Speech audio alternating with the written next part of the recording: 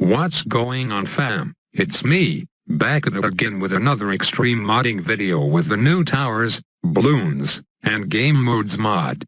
Last video we looked at the insanely OP glue flamethrower, which has now been nerfed to the ground with insane price hikes, but that's besides the point of this video. We're going to move on to some other interesting towers. And the interesting tower for this video is the grenade launcher. Actually, I'm not 100% sure if it's officially called the grenade launcher, but for the sake of simplicity let's just call it that for the rest of this video. So the grenade launcher can be used by selecting the bomb tower. I haven't done so yet in this match because Tyler decided we were supposed to try hard in these games, and well, after a couple of matches with it I concluded that grenade launchers weren't too great in the early game, or rather you need a lot of support towers if you want to make it work. You'll see why in a bit. That's also the reason why I've gone for the OP boomerang tower at the moment, so bear with me until I start whipping out the cool towers everyone wants to see. While we're waiting for that though, I just want to say for the millionth time that yes, I am playing against Tyler, and yes, he uploaded this footage a couple days ago, and yes, people are probably going to mention that cause it's never fun for someone to watch the same footage twice, even if it's commentated differently. And I understand, but there's nothing I can do about it since the ISAB army is the strongest army out there, dab. All joking aside, there actually isn't very much I can do about it since me and Tyler only play so many games together, and thus there's only so much games to choose from in the subsequent videos, so there's bound to be overlap cause some games are just so awful that they aren't worth showing for either player, while at the same time there are some super lit games that both of us feel are worth showing to our audience. Now a simple solution could just be to play more games, but let's be real. Even on a completely modded version of Battles I don't want to be on the grind life. 1+ hour of gameplay is good enough for me. And as for why I'm always slow to the punch and upload the games many days after Tyler does, that's a combination of him wanting to ship out the videos immediately after playing them, while for me, sometimes I have a backlog of video ideas so I may not touch the footage until it's time to get to work on them. Which holds true for this one. I was in the middle of creating my previous Fire Skins video when Tyler said knock knock, look who's here and ready for playtime. Anyways, as you can see I have finally placed down the grenade launcher, which does not actually look like a grenade launcher, rather it's a ninja. I know, weird as hell, but that's the way she goes in this crazy ass mod. You got that along with farm-shaped villages and ninja-shaped ice distraction towers. Alright, so back on topic about the grenade launcher.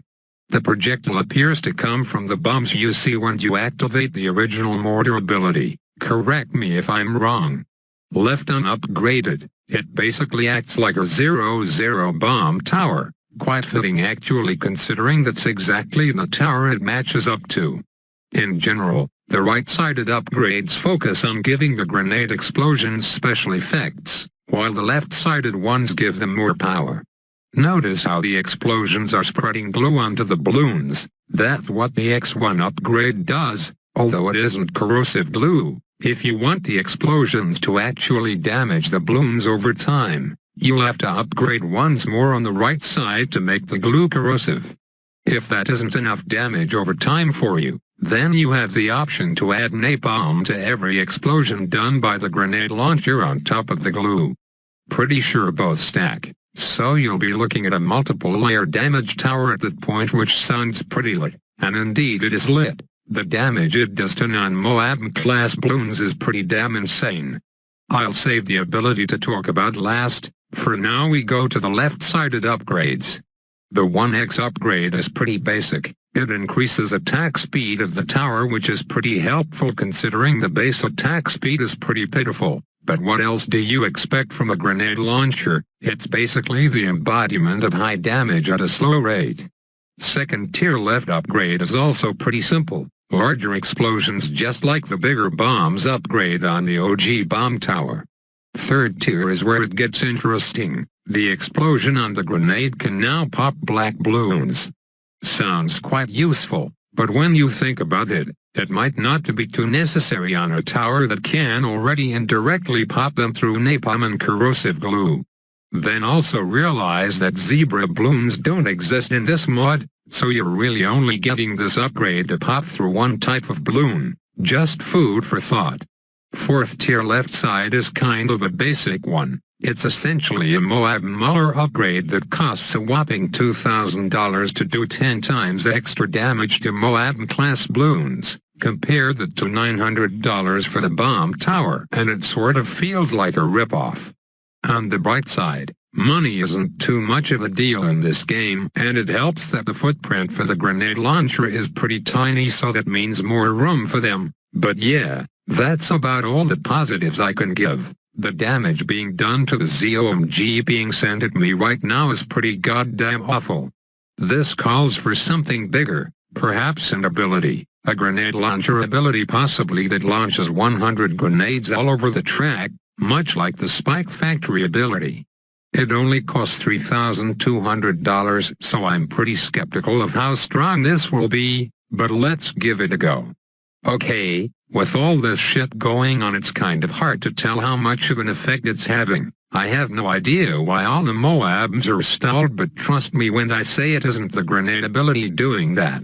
But was that intense or what? I thought for sure I was done there, but I magically saved my ass with the power of ability spamming. So because I couldn't really tell exactly how strong the grenade ability was, the best way to figure it out is to go on practice mode and see for ourselves. The first test is just with a shitload of endless ceramics. Considering 100 of these things are being dropped, I'd be surprised if it couldn't obliterate them. Thankfully it did, so no worries there. No idea how that one ceramic snuck by though.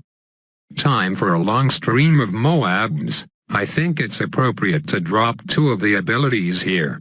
And holy shit, that definitely needs nerfing, either with a massive price buff or with less powerful explosions, cause it looks to me they are applying glue, napalm, and exploding in frags. Multiply this by 100 and the damage it can do to Moabs is pretty damn decent.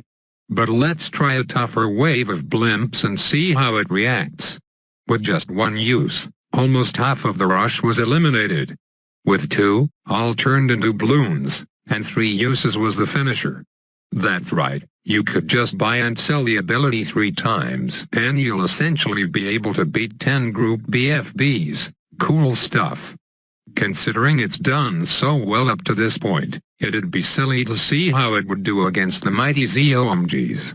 It's having quite a bit more trouble this time. I'm too lazy to count exactly how many times I used the ability, but it's definitely more than 3. Nonetheless, I can conclude the grenade ability is a lot stronger than I thought it would be. That about wraps it up for the grenade launcher rundown. All in all, it looks like a pretty decent tower that does extremely well in the early game as long as it has the correct support towers.